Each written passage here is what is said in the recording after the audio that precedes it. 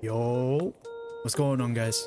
We're back with another video, and in today's video I want to talk about, in my opinion, this is probably the strongest loadout currently right now in Pixel Blade, and I think it's perhaps the best loadout that you could possibly have in Pixel Blade at this current time. Now I'm gonna show you how you can get this loadout, and I'm gonna show you why this loadout is so strong. And I also want to mention, if you're trying to support me, if you're trying to help me out, you could come over to the shop icon over here, and then if you're trying to buy any of the bundles, just put my name in the creator code section. That's only if you want to support me, because it means a lot and it motivates me to do more content like this. So yeah, let's get into this video.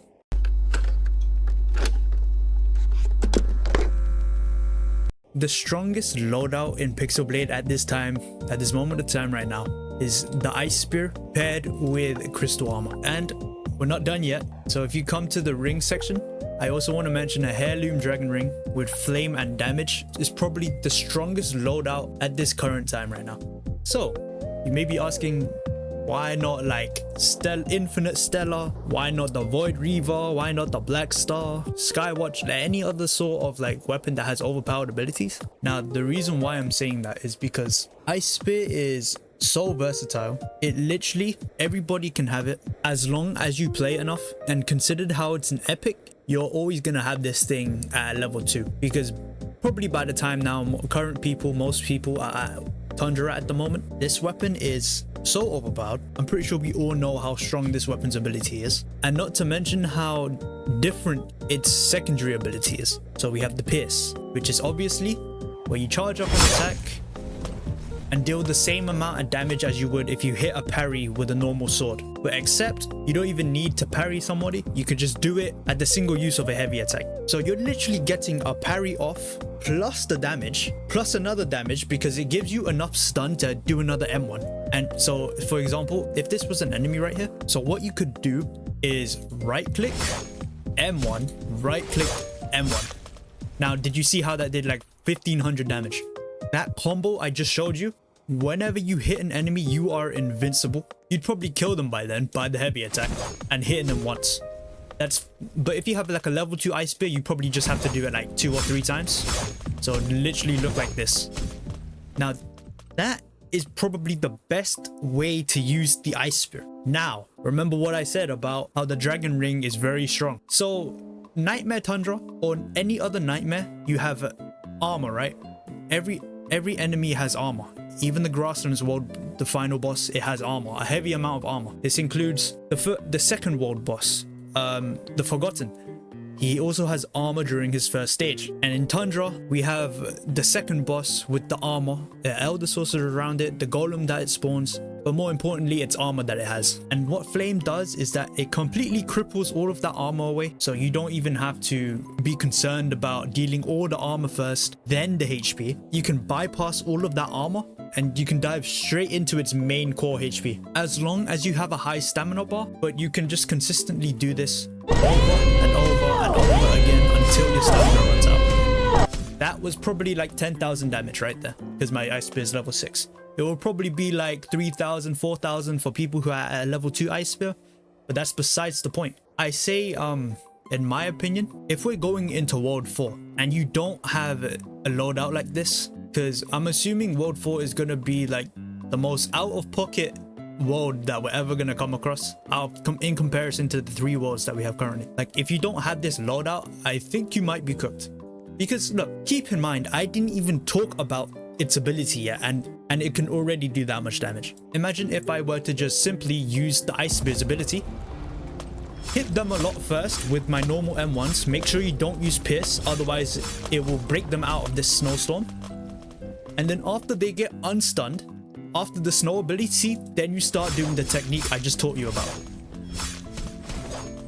Now that does an insane amount of damage no matter what level your Ice Spear is, and including the fact that you have Flame, the Frost, the Flame from the ring, the high percentage of damage buff from the Dragon Ring, and the extra frost damage from the Ice Spear. That does a lot of damage. Matter of fact, actually, let's go back to the damage, okay? I didn't even talk about like its elemental damage that it does, okay? I only talked about its base damage without the frost or without any of the fire damage that's been done to it. So that's probably, I don't know, man, like 20,000 damage right there. Like this weapon's, the combo potential that you can use with this like loadout is just insane. And now, why did I say crystal armor? So the worst case scenario that your enemy actually does get away from you as you hit them, if they hit you once, they are getting sent to the moon with this knockback, with the thorns knockback. So you have a breather to yourself. Not to mention, if your stamina runs low from doing that technique I just showed you, and the enemy hits you, they get knocked back. And that gives you time to run away and recharge your stamina to do the same exact thing all over again. Like this loadout is just so strong.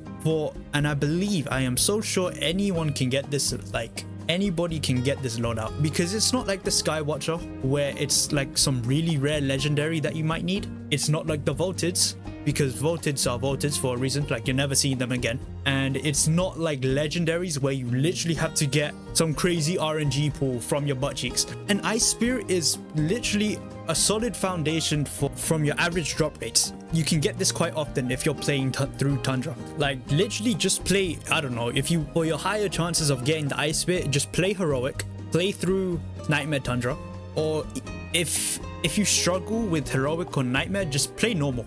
Your chances are lower though. Or what you could do is just, if you beat Tundra already and you're just trying to upgrade it, just go through your daily items, just go through your samurai chests, go through your crystal chests. Like there's a high chance that you'll be able to get an Ice Spear at a decent level if you just keep doing those things. Now for the Dragon Ring that I want to talk about, honestly, I'll be dead honest, you need RNG for this, because if you're doing your raids and then there's a high chance that you'll just get dead loot. So what I suggest you do is just go for, you can even go for an epic Dragon Ring. If it has decent quality and it has flame and damage buffs, that's all you need. As long as it has flame and damage as its stat buffs. And I have a 111 Dragon Ring here. Do not go for energy recovery. You don't need that at all. Just go for damage and flame when you're looking for a Dragon Ring, because this Dragon Ring has been so strong. It's timeless. It won't ever get outdated by another ring, because it's always a firm foundation for an ideal ring, because it always has that flame damage. It always has that like base damage as an additional value just for extra damage.